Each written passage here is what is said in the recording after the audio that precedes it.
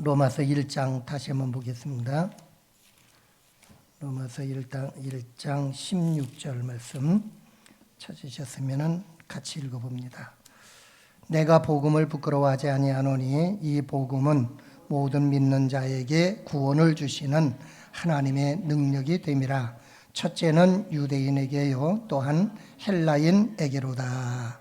아멘. 이 한 구절 속에 많은 내용이 함축되어 있어서 한 구절만 가지고도 여러 측면에서 우리가 말씀을 묵상하고 교훈을 받을 수 있는 줄로 압니다. 어쨌든 이번 인더 바이블 시간에 이제 1시간 남았는데 16절 말씀에 집중하면서 하나님께서 우리 각자에게 주시는 은혜의 메시지가 전달되기를 바랍니다. 어제 말씀에서 잠깐 복습을 좀 한번 해본다면은 바울 사도는 복음을 부끄러워하지 않는다 하면서 이 복음은 믿는 자에게 뭘 주셔요? 구원을 주신다고 그랬어요. 복음이 뭐냐? 복음이 구원에 대한 메시지죠. 구원에 대한 하나님의 언약의 말씀이에요. 그 복음의 주인공이 누구예요? 예수님이에요. 그러니까 복음은 예수님이야. 예수님 자체가 복음이에요. 복음을 믿는 거는 예수님을 믿는 거예요. 아멘. 복음을 알게 되면은 예수님을 알게 돼. 복음을 모르면은 예수님 모르는 거예요. 저와 여러분이 복음을 들었고 그 복음이 가리키는 핵심 예수님을 우리는 알게 됐고 예수님을 받아들였기 때문에 우리는 신앙생활을 여기까지 하면서 달려온 줄로 믿습니다. 그러므로 복음을 믿는다고 하는 것은 예수님을 믿는다는 말과 동일하죠. 복음은 예수님이라 이 말이에요. 그럼 예수님이 누구시냐? 예수님이 우리의 구원자인데 여자의 후손으로 오신 분인데 그분은 신성과 인성을 겸하여 갖고 계신 분이다. 하나님이면서 인간이다. 하나님이 인간이 되어서 인간 세상 속에 찾아오신 분이다. 아멘. 그러나 그분에게는 죄가 전혀 없다. 원죄도 없고 자범죄도 없고. 아멘. 그분은 아주 깨끗하신 분이고 인격도 최고고 도덕과 윤리에 있어서도 흠이 전혀 없는 분이었다. 그래서 그분에게 하나님께서 모든 인류의 죄짐을 걸머지게 하셨고 죽을 죄가 전혀 없지만은 예수님이 우리 모두의 죄, 아니 내 죄를 담당하시고 채찍에 맞으셨고 나무 십자가 지셨고 가시관 쓰셨고 못을 박히셨고 피를 쏟아 주셔가지고 우리의 죄값을 십자가 위에서 청산해 주셨다. 그리고 죽으시고 장사되셨고 3일 만에 예수님이 부활하셨다. 부활의 주님이에요. 아멘. 예수님이 부활하셨기 때문에 내가 다 이루었다는 것이 영수증이 되는 거예요. 아멘. 십자가의 그 대속의 죽음이 부활이 있었기 때문에 확증이 된 겁니다. 만약에 부활이 없었다면 예수님의 모든 생애도 허사가 되고 예수님의 십자가 공로도 그 말뿐이지 다 허사가 될 수밖에 없는 거예요. 우리는 구원받을 수도 없어요. 우리는 죄 문제 해결할 수도 없어요. 우리는 여전히 죄 가운데 사는 자요 인생에서 가장 불쌍한 자가 되고 말았을 거라고 하는 겁니다. 그러나 예수님이 부활하셨기 때문에 마귀 권세 이기셨어요. 죄악 권세 이기셨어요. 무덤 권세 이기셨어요. 지옥의 권세 이기셨어요. 그분만이 우리를 마귀의 손에서 구원해 줄 수가 있고 죄의 사슬에서 우리를 풀어줄 수가 있고 그분만이 우리에게 참 자유를 주실 수 있는 분이에요. 그분만이 우리에게 영원한 생명을 주실 수 있는 유일한 분이에요. 아멘. 그래서 복음이 뭐냐? 이 예수님을 믿으라는 겁니다. 이 예수님을 믿으면은 구원 얻는 능력이 있다. 아멘. 구원을 받는다고 하는 것입니다. 그럼 예수 믿는다고 하는 말은 바로 어떤 뜻이냐? 예수 믿는다는 말은 앞서 얘기한 그 예수님, 하나님의 아들 되신 그 예수님, 우리 대신 대속의 죽음을 죽으시고 부활하신 그 예수님을 나의 주님으로, 나의 구원자로 내가 믿고 내 마음에 받아들이는 거예요. 따라합시다. 나의 주, 나의 하나님, 나의 주, 나의 왕, 나의 구주. 그걸 믿는 거예요. 아멘. 그게 예수 믿는 거예요. 도마는 예수님의 못자국 났던 그 손바닥을 보면서 그 앞에 꿇어 엎드려 가지고 나의 주, 나의 하나님이시니이다. 그렇게 고백을 했어요. 베드로는 주는 그리스도시요 살아계신 하나님의 아들이시니이다. 그렇게 고백을 했어요. 아멘. 바울은 주 예수를 믿어라 그리하면 너와 네 집이 구원을 얻으리라. 이렇게 말씀했어요. 그리고 그 말씀을 받은 감수장은 온 가족과 더불어서 믿고 구원을 받았어요. 루디아도 바울 사도가 전한 주 예수를 믿으라고 하는 이 메시지를 듣고 그는 예수님을 영접하고 하나님의 백성이 되었다고 그랬어요. 예수님은 우리에게 뭐라고 말씀하셨느냐? 성경 찾아봅니다. 마가복음 16장. 마가복음 16장 15절 16절을 봅니다. 마가복음 16장 15절. 또 가라사대 너희는 온 천하에 다니며 만민에게 뭘 전해요? 복음을 전파하라. 믿고 세례를 받는 사람은, 여기 믿고는 뭘 믿는 거예요? 복음을 믿는 거예요. 복음은 예수님이니까 예수님을 믿는 거예요. 십자가를 믿는 거예요. 십자가의 피공로를 믿는 거예요. 아멘. 만민에게 복음을 전파하라. 믿고 세례를 받는 사람은 뭘 얻어요? 구원을 얻을 것이요. 믿지 않는 사람은 뭘 믿지 않아요? 복음을 안 믿어요. 예수님을 안 믿어요. 믿지 않는 자는 정죄를 받으리라. 정죄를 받는 건 심판받는 거죠. 죄의 정함을 받는 거예요. 그래서 결국 심판의 결과가 얼마나 무서운지를 알아야 되는 거예요. 아멘. 그러니까 성경은 우리에게 무엇을 말씀하고 있는가 하면은 복음을 믿으라. 그리하면 구원을 받는다. 이렇게 말씀하고 있어요. 로마서 10장을 한번 보실까요? 바울 사도가 로마서를 기록하는 가운데서 이방인에게도 말씀하지만 유대인들에게도 말씀을 하시거든요. 이방인이나 유대인이나 누구를 막론하고 동일한 메시지가 적용이 되는데 로마서 10장 9절 10절 말씀 보면은 이렇게 말씀합니다. 네가 만일 내 입으로 예수를 누구로? 주로 시인하며, 주로 시인한단 말은 주님으로, 나의 왕으로, 나의 구원자로 고백한다는 말이에요. 내가 만일 내 입으로 예수를 주로 시인하며 또 하나님께서 그를 죽은 자 가운데서 뭐한 것을? 살리신 것을 네 마음에 믿으면 구원을 얻으리니. 아멘. 여기에 두 가지 나와요. 예수님의 죽음과 부활이에요. 십자가와 부활이에요. 이게 복음의 가장 중요한 핵심 메시지예요. 예수님의 십자가의 대속사역, 그 죽으심을 믿고 예수님이 그것으로 끝난 게 아니라 3일 만에 다시 부활하셨다고 하는 예수님의 죽음과 부활을 믿는 거예요. 아멘. 여러분 하나 물어볼까요? 우리가 예수님을 믿음으로 구원을 얻는다고 그랬는데 예수님이 이 땅에 사시는 33년의 생애 가운데서 예수님은 죄를 짓지 아니하셨고 예수님은 율법을 그대로 다 행하셨고 예수님의 인품도 훌륭하고 성품도 뛰어나고 흠잡을 데가 없는 분이에요. 그러면은 예수님의 그 인격이, 예수님의 그 거룩한 삶이 우리를 구원할까요? 아니면 십자가의 피가 우리를 구원할까요? 예. 예수님이 거룩하게 걸어가셨던 그거 굉장히 중요해요. 그래서 깨끗한 제물이 되신 거예요. 그러나 예수님의 인격과 예수님의 거룩한 삶이 우리를 구원하는 게 절대로 아니에요. 그분이 십자가의 뇌죄를 담당하고 죽으셨기 때문에, 그것도 또 피 흘려 죽으셨기 때문에, 또 그것도 새로 만든 십자가가 아니라 무슨 십자가? 나무 십자가에 달려 죽으셨기 때문에 우리 대신 저주를 받으셨고 우리 대신 죽으셨다는 거예요. 레위기에 보게 되면 피를 먹지 말라고 그러는데 왜냐? 피는 생명이기 때문에.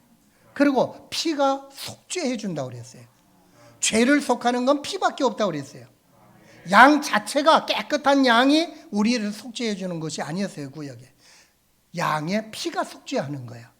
마찬가지로 예수님이 깨끗하게 사셨고 뛰어난 인격자고 뛰어난 삶을 사셨지만은 그것이 우리를 구원하고 죄를 속해 주는 것이 아니라 예수님의 그 깨끗한 피를 흘려 주셨기 때문에 그 피가 우리를 구원해 주시고 그 피를 믿을 때에 우리가 구원을 받을 수 있다고 하는 것입니다. 그래서 성경은 많은 복음의 핵심 내용들이 있지만 그중에 가장 중요한 거 두 가지를 강조하고 있는데 항상 예수님의 죽으심과 부활을 말해요. 아멘.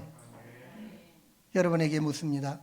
여러분은 예수님이 십자가에 피 흘려 죽으신 것이 내 죄를 담당하시고 나 때문에 대신 저주의 죽음을 죽으셨다, 대속의 죽음을 죽으셨다는 이 사실을 믿습니까? 부활을 믿습니까? 예수님의 유일한 나의 주님이 되신다 하는 것을 여러분 믿습니까? 이거 굉장히 중요한 진리예요. 아멘. 그래서 이것을 믿을 때에 우리가 구원을 받는다고 하는 하나님의 불변한 언약의 말씀이라고 하는 겁니다. 그러면은 오늘은 뭘 말씀드리려고 하는가 하면은 이처럼 예수님을 믿으면 구원을 받는다고 그러는데 예수 믿는 자에게 약속해 주신 축복의 열매들이 있어요. 그게 여러 가지. 예수 믿으면은 많은 축복이 약속되어 있다는 거예요. 그 축복이 뭔가 그걸 우리가 좀 생각해 보고 싶어요. 자, 오늘 본문 말씀 다시 보면은 내가 복음을 부끄러워하지 아니하노니 이 복음은 모든 믿는 자에게, 그러니까 유대인이나 헬라인이나 낮은 자나 높은 자나 동양 사람이나 서양 사람이나 학식 있는 자나 학식이 모자란 자나 부자나 가난한 자나 할 것 없이 모든 믿는 자에게 뭘 주셔요? 구원을 주시는 능력이 있다. 이 복음을 믿으면, 이 예수님을 믿으면, 십자가와 부활을 믿으면은, 예수님이 나의 주님이 되신 걸 믿으면은 구원을 주신다는 말씀이 곳곳에 성경에 기록이 되어 있다 이 말이에요. 아멘.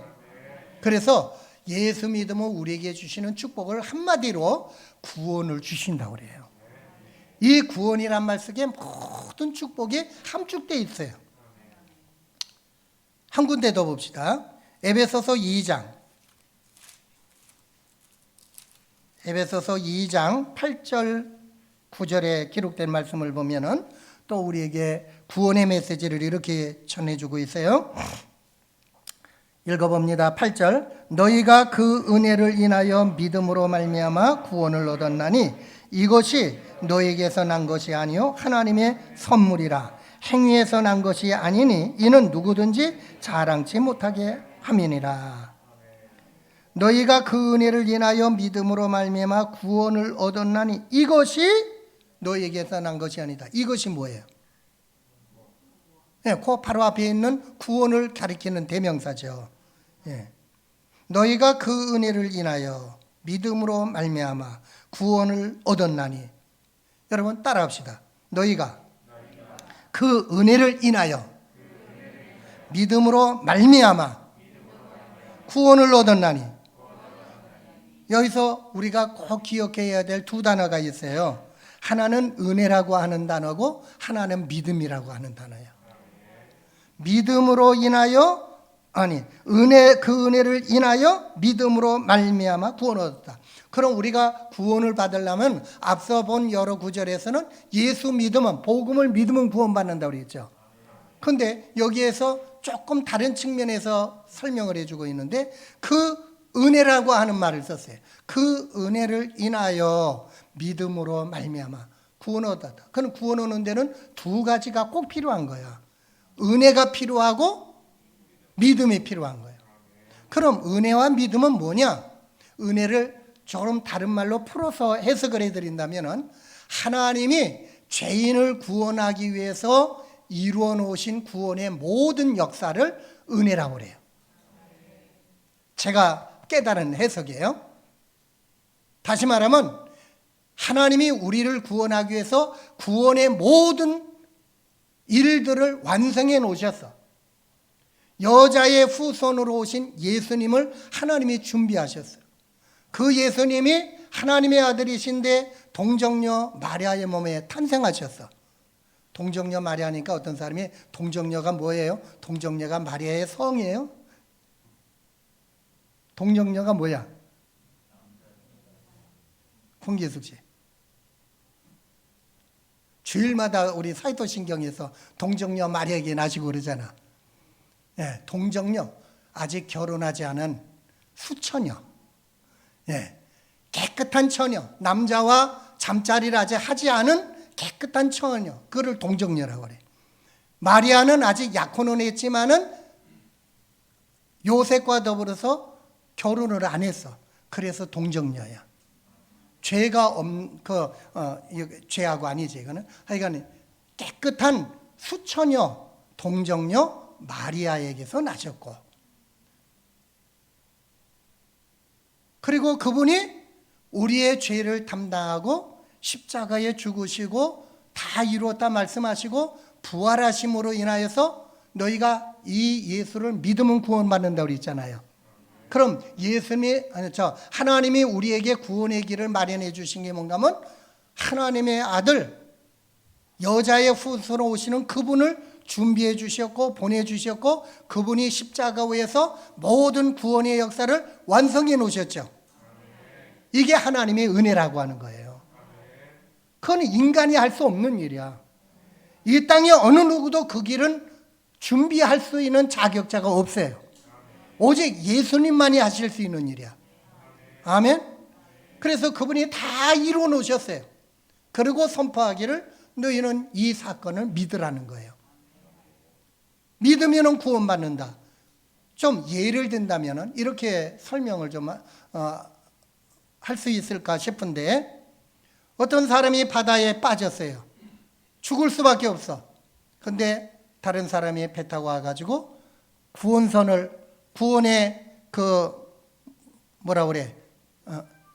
구원의 동아줄이라고 그러든지 밧줄을 던지든지 아니면 구명 보트를 던졌단 말이에요. 그러면 이 물에 빠져 죽어가는 이 사람이 살려면 어떻게 해야 돼요? 이걸 잡아야지. 그렇죠? 잡는 것도 누가 와서 잡아줘야 되나? 자기가 잡아야 되나?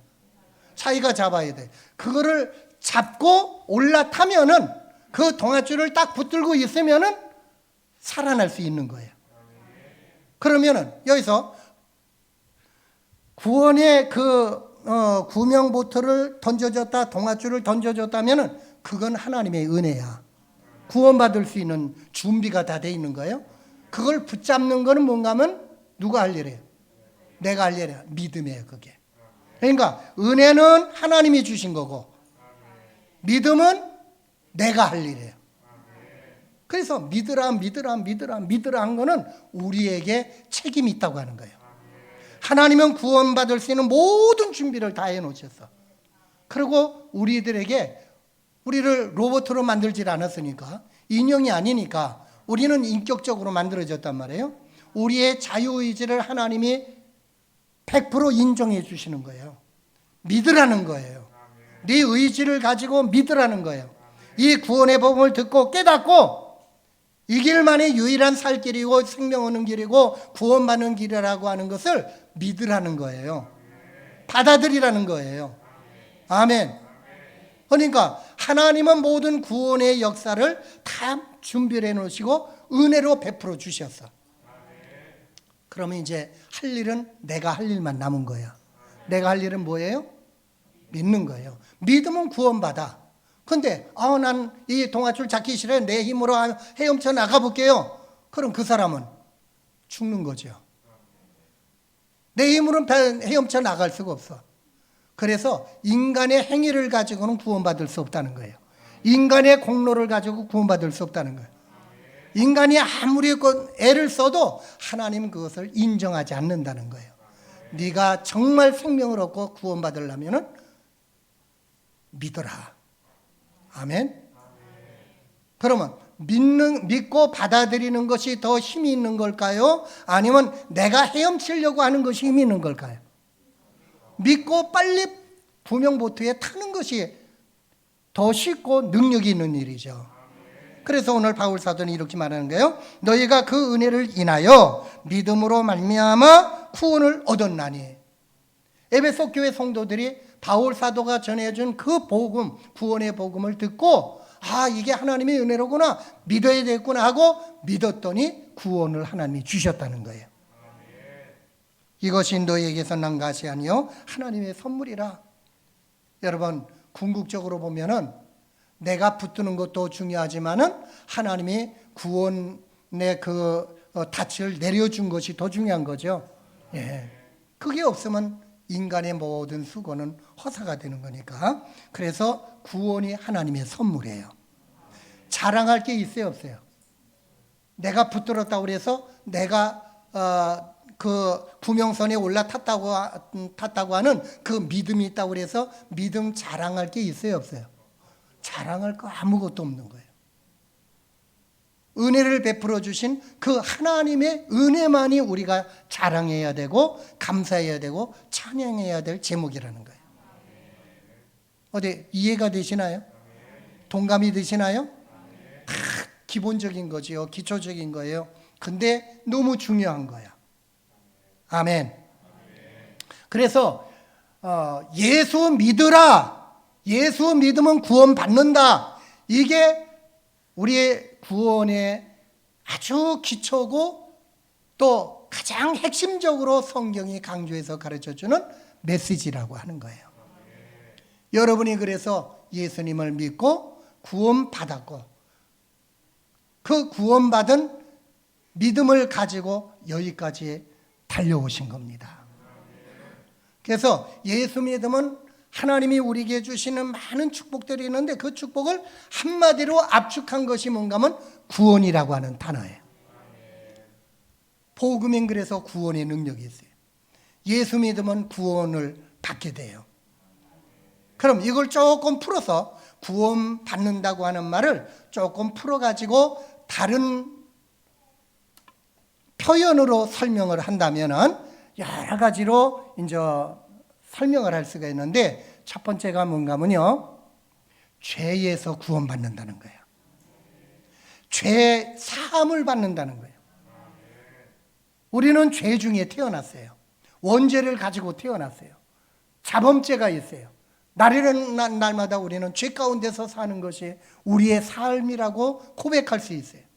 근데 이 죄 문제를 부모가 해결해 주는 거 아니고 내가 스스로 해결할 수 있는 거 아니고 돈으로 명예로 권력으로 해결할 수 있는 게 아니라 오직 예수님의 피를 믿을 때에만 하나님이 그 피값으로 우리를 용서해 주신다는 거예요.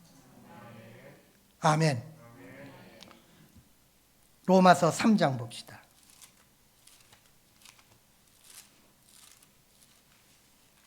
로마서 3장 24절 봐요.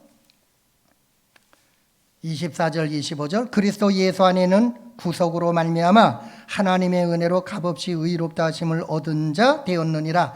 이 예수를 하나님이 무엇으로?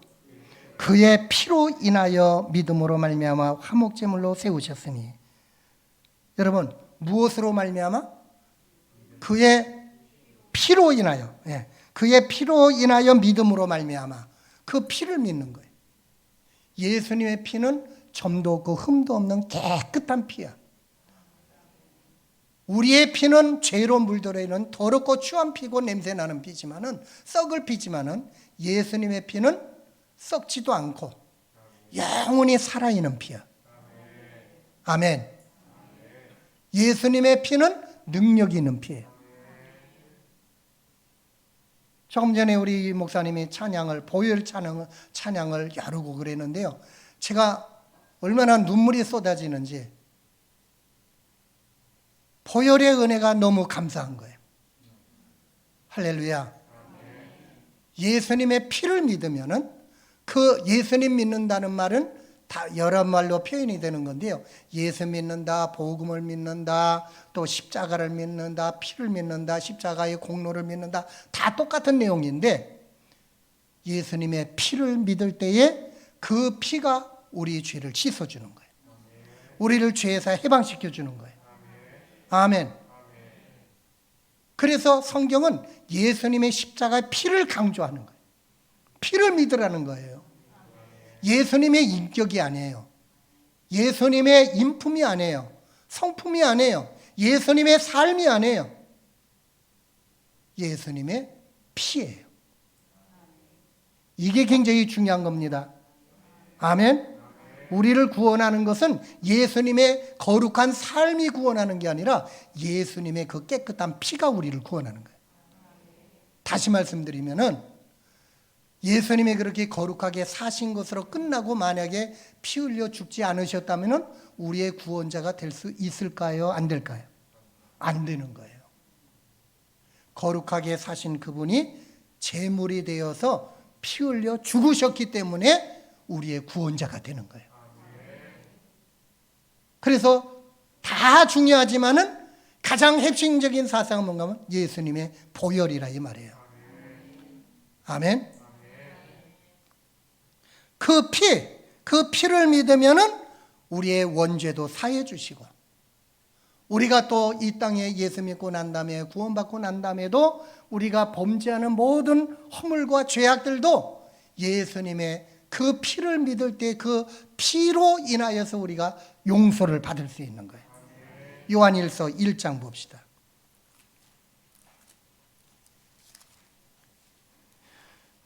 요한일서 1장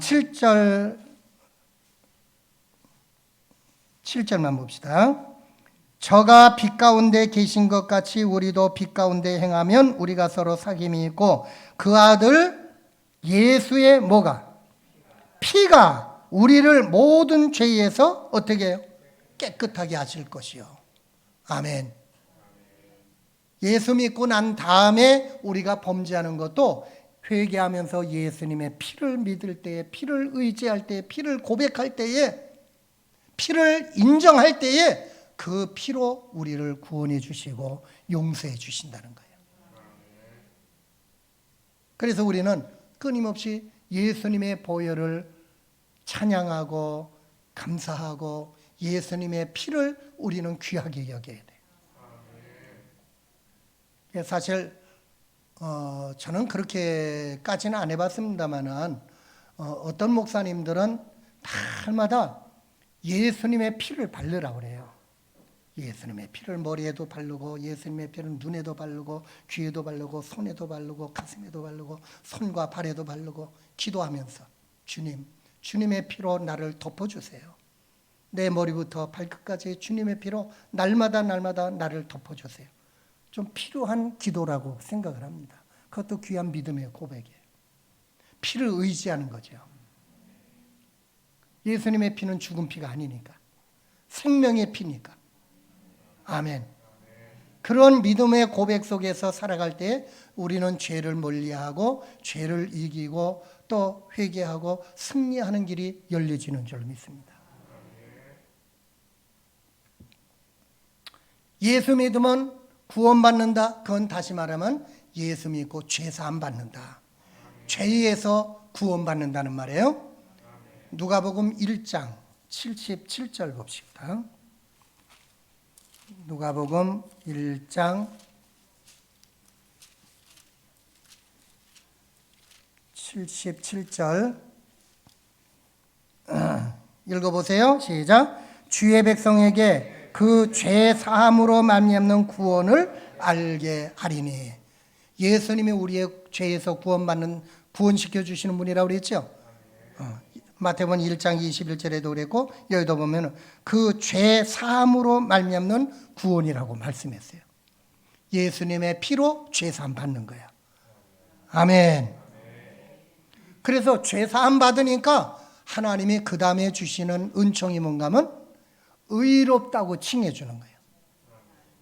내가 본질이 바뀌어져서 천지가 개벽해 가지고 내가 조금 전에 예수 믿기 전만 해도 악인 중에 악인이었는데 예수 믿고 난 다음에 의인으로 탁 그냥 탈바꿈되는 그게 아니라 내 속은 아직도 변하지 않은 게 많이 있어. 죄성이 아직도 남아 있어. 죄의 본질이 우리 안에 있어가지고 바울이 고백한 대로 오호라 나는 공고한 자로다. 나는 얼마나 비참한 자인지 알 수 없겠다. 내가 선하게 의롭게 살고 싶지만은 내 안에 있는 죄의 법이 나를 이끌고 간다고 하는 그 고백처럼 우리 안에 죄의 본질이 남아있다 이 말이에요. 죄성이 남아있어요. 이건 죽는 날까지 우리가 극복해야 될 과제예요. 그러나 겉으로 볼 때는 우리의 신분을 바꿔주셔서 내가 예수 믿기 전에는 의인이 아니라 악인이었는데 죄인이었는데 이제 신분을 바꿔서 의인의 반열로 옮겨주마. 예수 그리스도의 옷으로 입혀주는 거예요. 예수님의 피로 덮어주셨어요. 머리부터 발끝까지 씻겨주셨어요. 원죄를 사해 주셨어요. 지난날 예수 믿기 전에 지난날의 죄를 다 사해 주셨어요. 아멘. 돈으로가 아니고 내 선행과 의로움이 아니라 예수 믿는 그 믿음 하나 보시고 십자가를 믿었더니 십자가의 공로가 내게 적용이 돼가지고 나의 죄를 하나님이 용서해 주시는 거예요. 그래서 의롭다 칭해 주시는 거예요. 의로워서 의인이라고 하는 것이 아니라 의롭다고 하나님이 인정해 주신다 이 말이에요. 요거를 조금 용어를 쓴다면 칭의라고 그래요. 그러니까 저와 여러분이 의롭다 칭함을 받은 자가 된 거죠. 이게 죄에서 구원받는 거예요. 아멘. 그럼 죄에서 구원받으니까 그 다음에 주시는 축복이 뭐냐? 하나님의 자녀로 우리를 입양시켜 주는 거예요. 요한복음 1장 12절. 알지만은 찾아봅니다. 요한복음 1장 12절에 보면은 시작. 영접하는 자 곧 그 이름을 믿는 자들에게는 하나님의 자녀가 되는 권세를 주셨으니. 아멘. 영접하는 자, 곧 그 이름을 믿는 자. 그러니까 예수님은 나의 구주로, 나의 왕으로, 나의 하나님으로 믿고 고백하는 것이 영접하는 거예요. 영접하는 게 믿는 거예요. 입으로 시인하고 마음으로 믿는 거예요. 그래야 하면은 하나님이 우리는 죄의 종이었고 마귀의 자식이었고 우리는 정죄받아 마땅한 정죄 받은 자였는데 이제 우리를 죄를 용서해 주시고 의롭다 칭해 주시니까 하나님이 우리를 자녀로 입양시켜 주신다 이 말이에요. 이게 양자가 되는 거죠. 아멘. 간단하게 넘어갈게요. 그래서 우리가 예수 믿고 하나님의 자녀가 되니까 하나님이 우리 아버지가 되는 거 아니에요. 이게 얼마나 영광스러운 신분의 변화입니까? 하나님을 아버지라고 불러요. 아버지라고 부르니까 기도할 수가 있어. 예수 믿기 전에는 기도를 할 수 없어 하나님 앞에. 왜? 자녀가 아니니까. 근데 예수 믿고 난 다음에 자녀로 삼아 주셨기 때문에 이제 기도할 수 있는 특권이 주어지는 거예요.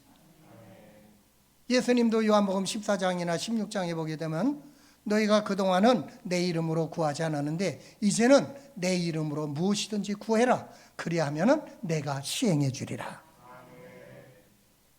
구하라 주실 것이요 찾으라 얻을 것이요 문을 두드리라 열릴 것이니라. 기도의 특권을 우리에게 주셨어요. 믿는 자에게 주신 기도의 특권이야. 그러니까 이거는 작은 일이든 큰 일이든 어떠한 일이든 간에 주님 앞에 우리 아버지 앞에 계속 기도로 아뢰고 요구할 수가 있다고 하는 거죠.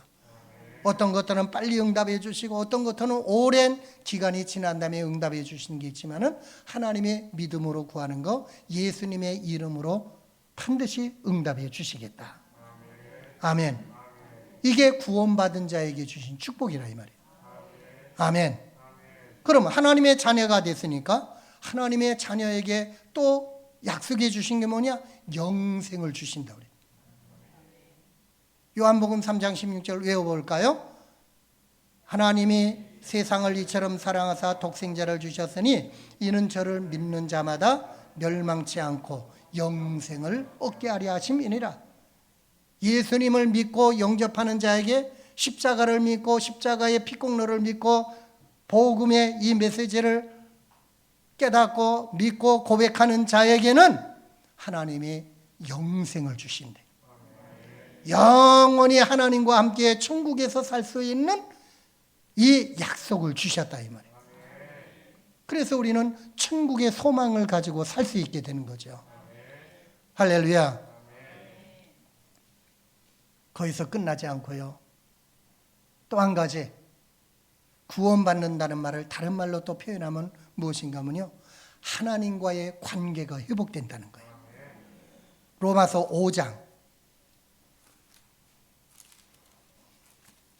로마서 5장 1절 말씀 봅시다. 읽어볼까요? 그러므로 우리가 믿음으로 의롭다 하심을 얻었은즉 우리 주 예수 그리스도로 말미암아 하나님으로 더불어 화평을 누리자. 따라합시다. 하나님으로 더불어 화평을 누리자. 여러분, 예수 믿고 죄사함 받고 의롭다 칭함을 받고 하나님의 자녀가 되고 영생을 얻은 백성이 되고 하나님의 백성이 되었어요. 그리고 우리를 하나님과 화목해 되는 이 역사가 일어났다는 거예요. 이 화평을 누리자는 거예요. 누리라는 거예요. 누릴 수 있는 자격과 조건을 우리에게 주셨다는 거예요. 여러분, 에덴 동산에서 사탄이 개입돼 가지고 선악과를 따먹는 죄를 짓게 되니까 하나님과의 관계가 끊어졌다고 그랬죠. 죄악의 담장이 올라갔어요. 하나님께로 갈 수가 없어요. 하나님과 원수가 돼버렸어요. 생명을 잃어버렸어요. 저주가 임했어요. 도저히 하나님 앞에 가까이 내 힘으로는 갈 수가 없어. 이 죄악의 장벽을 무너뜨릴 수가 없어. 그런데 여자의 후손으로 이 땅에 오신 예수님이 우리의 죄를 담당하시고 십자가에 죽으시고 부활하심으로 죄 문제를 해결해 주시니까 이 죄악의 담장을 예수님이 헐어주셨다는 거예요. 이걸 다른 말로 하게 되면 예수님이 십자가에 돌아가시면서 내가 다 이루었다 아버지여 내 영을 받으시옵소서 할 때에 예루살렘 성전의 지성소와 성소 사이를 가리고 있었던 휘장이 위에서부터 아래까지 찢어졌다고 그랬죠. 누가 찢은 거예요? 하나님이 찢으신 거예요. 아래에서 위로 찢어졌다면 사람이 손을 대서 찢은 것으로 오해할 수도 있는데 아래에서 위로 찢어진 게 아니라 위에서 아래로 찢어졌어요. 하나님이 찢으셨어요. 그래서 이제 지성소도 들어갈 수가 있고 바라볼 수가 있게 된 거예요. 여러분, 예수님의 십자가의 피공로 때문에 우리는 이제 하나님 앞에 어여코 당당히 나올 수가 있게 됐어요. 이게 구원받은 자의 축복이에요. 과거에는 절대로 안 돼. 불가능해. 금지구역에. 근데 이제는 휘장이 찢어졌기 때문에 새롭고 산 길 생명의 길이 열려졌기 때문에 담대하게 예수님의 이름으로 십자가의 피공로를 의지하는 자들은 하나님 존전에 당당히 나올 수가 있다는 거예요. 그래서 오늘도 우리가 이 자리에 나온 거예요. 아멘. 그리고 아바 아버지라고 부르짖고 기도하고 찬양하고 당당히 하나님 내 문제를 해결해 주세요 하고 올려드릴 수가 있다고 하는 것입니다. 이것이 다 구원받은 열매예요. 구원이라고 하는 것은 모든 것을 함축해서 표현하는 말이지만은 그 속에는 죄사함이 들어가 있고 의롭다함이 들어가 있고 하나님의 자녀가 되었다, 영생을 주신다, 또 하나님과 화평이 이루어졌다. 이제 하나님과 더불어 화평함을 우리가 누리자. 누리는 거예요. 아멘. 누릴 자격을 우리에게 주셨어요. 누릴 수 있는 축복과 특권을 우리에게 주셨어요. 어느 때든지 아버지의 존전에 달려나올 수 있고 어느 때든지 차를 타고 가던 길을 걷던 산행을 하던 바다에 있던 간에 우리는 하나님 아버지를 부르면서 기도하고 찬양할 수가 있고 하나님과 교통할 수가 있게 된 거예요. 아멘. 이게 얼마나 놀라운 은혜라고 하는 것을 우리는 다시 한번 깨닫고 감동받고 감격할 수 있는 하나님의 축복이 되시기를 바랍니다. 이 말씀을 제가 묵상하면서요, 오늘은 그런 생각이 들었어요. 이 모든 축복을 함축해가지고 예수님이 설교해 주신 비유의 말씀이 다 들어맞는 것 같아요. 누가복음 15장을 찾아보실까요?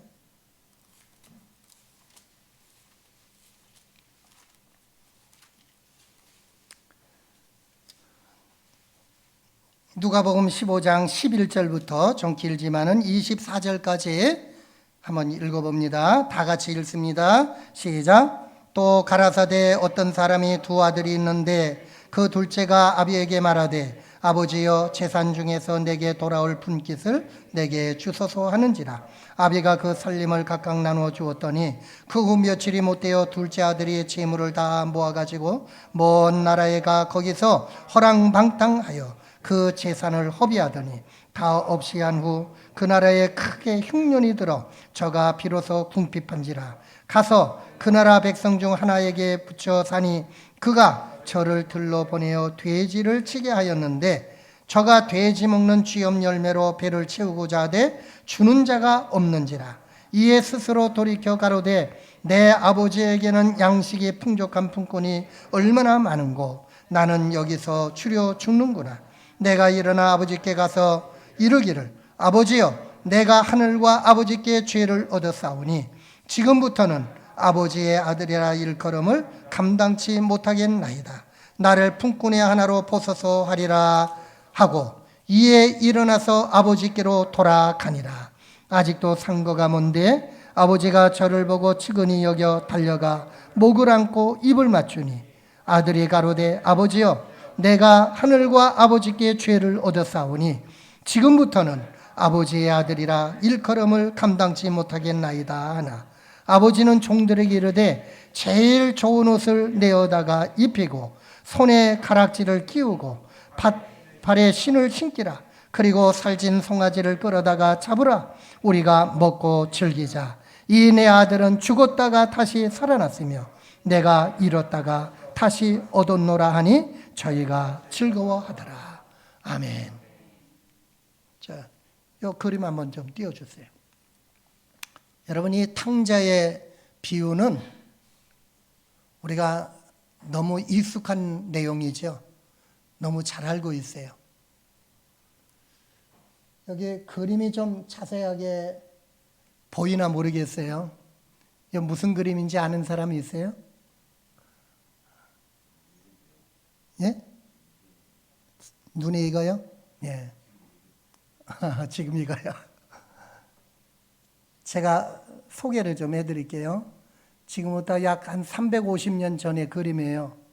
네덜란드의 천재 화가 렘브란트, 그분이 말년의 최후의 작품으로 그리다 조금 미완성된 그림이라고 그래요. 돌아온 탕자 이야기를 그림으로 묘사를 했어요. 근데 이게 본인에 대한 이야기일 거라고 이렇게 해석들을 하더라고요. 뭔가 하면 렘브란트가 너무 유명한 화가가 돼서 그림을 많이 그리고 잘 그려서 유명해졌고 돈도 많이 벌고 그러는데 말년에 아주 불행한 일들이 많이 겹쳐졌어요. 방탕한 생활도 했어요. 도박도 했어요. 아내가 죽고 자녀들이 죽고 여러 그 고난을 겪으면서 방탕한 생활도 했었는데 그러다가 그가 마지막에 하나님 품에 안기게 됐다고 하는 거예요. 누가복음 이 15장 탕자의 얘기를 너무 잘 알고 그래서 이게 내 모습이다 해가지고 그림을 그렸는데 이게 유명한 돌아온 탕자의 그림입니다. 여기 보면은 아버지의 모습은 부자의 모습이죠. 화려한 옷을 입었어요. 손에 보석들이 걸려 있어요. 나이가 많아. 근데 엎드려 있는 이 아들은 누더기 옷을 입었어요. 발도 보니까 왼쪽 발은 신발도 벗겨져 있어. 오른쪽에 신겨진 신발을 보니까 밑창이 다 드러나 있어요. 그리고 머리도 다 빠져 있어. 누더기 옷을 걸치고 있는 이 탕자. 이게 오늘 누가복음 15장에 나타나 있는 탕자의 모습이고, 렘브란트 자신의 말년의 모습이었고, 오늘 저와 여러분의 모습이라고 봅니다. 이게 바로 내 모습이에요. 여러분 자신의 모습이라고 봐야 될 거예요. 이 탕자는요, 죄인이에요. 아버지의 가슴에 못질을 한 자식이에요. 비수를 꽂고 뛰쳐나간 자식이에요. 방탕했어요. 재산을 다 탕진했어요. 허랑방탕했어요. 그러다가 흉년을 만났어요. 병들었어요. 그리고 저주받은 삶을 삽니다. 먹고 마시는 것조차 더 힘들어졌습니다. 돼지 키우는 데로 갔어요. 돼지가 먹는 쥐염 열매를 먹고 싶었지만은 그것조차도 얻어먹지 못하는 비참한 자리에 떨어졌어요. 하나님을 떠난 인생이 이렇게 된다고 하는 겁니다. 예수 믿지 않는 사람의 모습이 이렇게 된다고 하는 거예요. 그 고통과 저주 속에서 그래도 자살하지 않고, 그래도 소망의 한 줄기를 발견했는데 그건 아버지의 집이었어요. 나는 여기서 이렇게 고난을 당하고 있지만, 돼지 키운다는 말은요, 유대 사람들에게는 돼지는 가장 더럽고 부정한 짐승입니다. 그러니까 돼지 키우는 자리까지는이라고 돼지 먹는 쥐염 열매를 먹는다고 하는 거는요, 저주받은 인생이 됐다고 하는 거예요. 내가 이렇게 끝날 것인가? 아버지 집으로 돌아가자. 아버지께로 가면은 내가 아들의 자격은 이미 잃어버렸고, 품꾼의 하나로 나를 써달라고 내가 가서 아버지 앞에 엎드리자. 그리고 어려운 발걸음으로 돌이켜서 집으로 찾아갑니다. 근데 아버지는 어때요? 아버지는 날이면 날마다 동구 밖에서 내 아들이 돌아오겠지 하는 한 줄기 소망을 가지고 기다리죠. 하루, 이틀, 1년, 2년 얼마나 기다리는지 모르는데, 이 그림을 자세히 보면 아버지의 눈이 달라요. 오른쪽 눈과 왼쪽 눈이. 한쪽 눈은 거의 감겨진 상태 같아요. 오른쪽 눈이. 왜냐? 아들을 기다리고 기다리다가 진물이 나서 눈병이 나고 눈을 제대로 뜨지 못하는 것 같아요. 왼쪽 눈만 떠 있는 것 같아요. 어쨌든 이 아버지가 아들을 기다리고 기다린 가운데 멀리서 허랑방탕했던 이 거짓골을 하고 있는 이 아들이 오는 그림자를 보고 달려가서 이 아들을 품어줍니다. 네가 왔느냐? 이제 왔느냐? 여러분, 이 아들은 아버지의 가슴에 비수를 꽂고 나갔던 불효자식이에요. 아버지께로 돌아올 자격이 없어요. 공로가 없어요. 아버지의 사랑을 받을 만한 자격이 없어요. 죽어도 싼 자식이에요. 내쫓아도 아무 상관없는 자식이에요. 냄새나는 자식, 더러운 자식, 안팎으로 다 더럽고 때묻고 냄새나고 썩어지는 자식. 이게 하나님을 떠난 예수 안 믿는 사람들의 영적인 상태라고 하는 것입니다. 저와 여러분의 지난날의 모습이라고 우리는 볼 수가 있어요. 자랑할 거 아무것도 없어요. 내놓을 거 아무것도 없어요. 근데 아버지께로 돌이켜서 무거운 발걸음을 아버지께로 향하여 터벅터벅 갔더니 아버지가 먼저 알아보고 달려오셔서 품어줍니다. 냄새나는 자식을 품어줍니다. 근데 그때에 아버지가 이놈아 여기 앉아봐라. 너 왜 그랬냐? 네 돈, 그 돈 어디다 썼냐? 무슨 짓거리 했느냐? 이거 따졌어요? 안 따졌어요? 안 따졌어. 한마디도 묻질 않았어요. 예수 믿기만 하면, 하나님 품으로 돌아오기만 하면 과거에 대해서 하나님이 묻지 않으신다는 거예요. 그냥 무조건 용서하신다는 거예요. 아무리 악한 죄인이라 할지라도, 어떠한 극악한 죄를 범했다 할지라도 예수 믿기로 작정하고 하나님께로 오기만 하면 무조건 하나님이 안아주시는 것이지, 야 이놈아 왜 그 짓거리 했느냐, 왜 그 못된 짓을 했느냐, 그 돈 갖다 어디다 썼느냐, 이런 묻지 않는다는 거예요. 그 은혜를 인하여 믿음으로 구원을 주시는 거예요. 이 그림을 자세히 보면요, 아버지가 이 아들을 안고 있는데 양손의 모양이 틀려요. 오른손과 왼손의 모양이 틀려. 한쪽 손은요 아주 겨날픈 여인의 모습의 손이에요. 어머니의 손이에요. 한쪽은 아주 강렬한 남성의 손이에요. 그러니까 아버지의 손이죠. 한 손으로는 안아주면서 한쪽으로는 이 강력한 능력을 가지고 이 아들을 품어주는 거예요. 다시는 떠나지 말아라. 할렐루야. 이 아들이 돌아올 때에 아버지의 하는 말이 무엇입니까?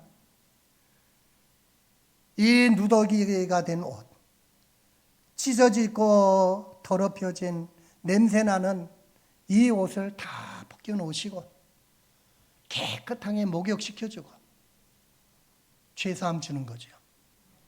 그리고 좋은 옷을 갖다가 입혀주라고 그랬어요. 손에 가락지를 끼워주라고 그랬어요. 너는 내 아들이다.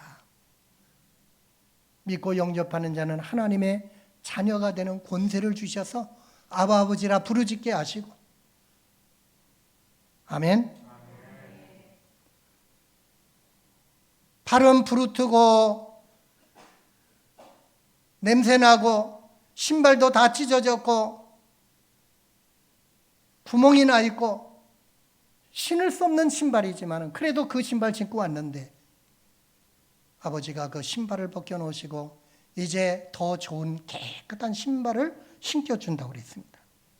그리고 살찐 송아지를 잡아가지고 큰 잔치를 벌리면서 하는 말이 무엇입니까? 이 내 아들은 죽었다가 다시 살아난 아들이다. 이 내 아들은 내가 잃었다가 다시 얻은 아들이다. 아버지의 사랑의 선포입니다. 여러분, 이게 바로 예수 믿는 거예요. 예수 믿기 전에 우리의 영적인 상태는 이 아들과 똑같은 상태예요. 추악이 다른 그지 없어요. 더럽기 그지 없어요. 목구멍은 열린 무덤이라고 한 것처럼 얼마나 썩은 냄새가 많이 펄펄 나는 더럽고 추한 자식. 손으로 지은 죄, 눈으로 지은 죄, 입으로 지은 죄, 머리로 지은 죄, 생각으로 지은 죄, 우리의 발로 지은 죄, 모든 것이 머리부터 발끝까지 우리는 죄악투성이었다는 거예요. 사탄에 사로잡혀 살았어요. 그러나 이 죄인 구원하기 위해서 예수님이 오셨고 십자가 지셨고 피 흘려 대신 죽어주셨어요. 죄값을 다 청산해 주셨어요. 은혜를 베풀어 주셨어요. 너희들이 이제 믿기만 해라. 아버지 품으로 돌아오기만 해라. 십자가 앞으로 오기만 해라. 예수 믿기만 해라. 예수님 영접하기만 해. 그럼 내가 너희 죄 다 씻어줄게. 용서해줄게. 묻지 않겠다. 왜 그랬느냐, 돈 어디다 썼느냐, 왜 그 짓거리를 했느냐, 이런 거 하나님이 따지질 않는 거예요. 무조건 받아주시고 품어주시고 용서해주시고 새 사람으로 만들어 주시는 거예요. 여러분, 이 아들이 돌아왔어요? 그럼 이제 품꾼의 하나로 취급을 받아요? 아들로 받아요? 아들로 받았어요. 그럼 이제부터는 아들 노릇을 하는 거죠. 아들의 자격이 회복됐죠. 그러면 아버지의 관계가 회복됐죠. 깨어진 관계가 회복이 됐어요. 이게 구원받은 거야. 아멘. 그리고 아버지의 집에서 아버지와 더불어 이제는 평화가 이루어졌어. 화평이 이루어졌어. 그래서 믿음으로 말미암아 우리가 의롭다함을 받았은즉 이제는 그리스도 안에서 아버지와 더불어 화평을 누리자. 아버지의 것이 이제 아들 거야. 아버지 집에 있는 모든 것이 이 아들이 누릴 수 있는 자격이 주어진 거예요. 한두 가지가 아니죠. 이게 예수 믿는 자에게 주시는 구원의 축복입니다. 이미 우리에게 이 은혜를 베풀어 주셨어요. 성경에 이미 선포가 되어 있어요. 저와 여러분이 이 은혜를 누릴 수 있기를 원합니다. 오늘은 몇 가지만은 말씀드렸지만은 그것뿐이겠어요. 헤아릴 수 없는 놀라운 축복의 약속들이 성경에 너무나도 질비하게 기록이 되어 있어요.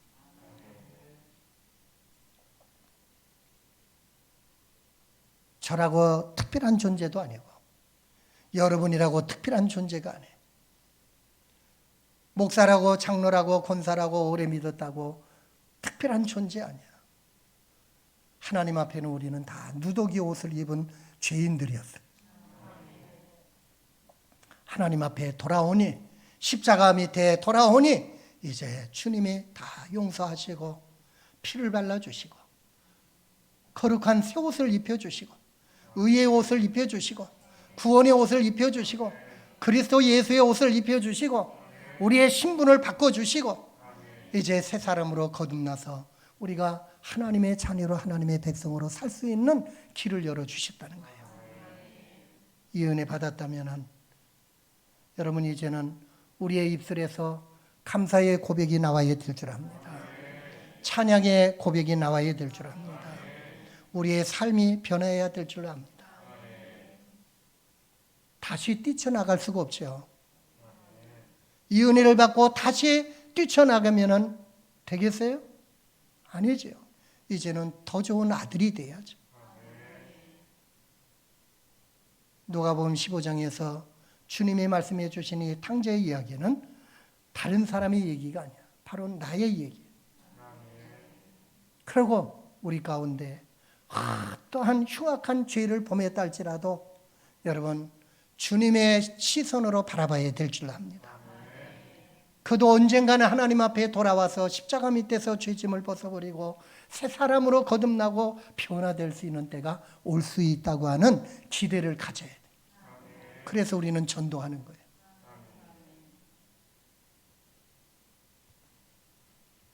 여러분, 이게 복음입니다. 이게 복음의 능력이에요. 이게 복음의 축복이에요. 이 복음의 축복을 저와 여러분들이 이미 누리고 있지만 앞으로 더 귀하게 누리면서 하나님 앞에 놀라운 감사와 찬양을 돌리는 그러한 영광스러운 삶이 저와 여러분의 여생 가운데 일어날 수 있기를 축복합니다.